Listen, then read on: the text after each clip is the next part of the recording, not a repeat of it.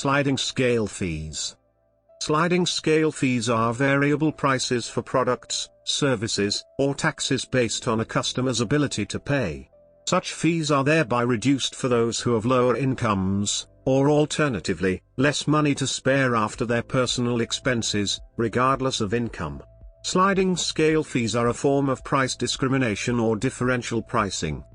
A business or organization may have various motivations for pricing a product or service on a sliding scale.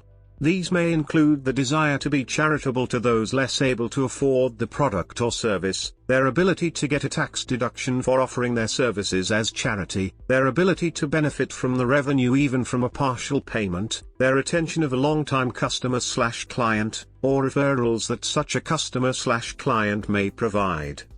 For example, medical fees may depend on a patient's income.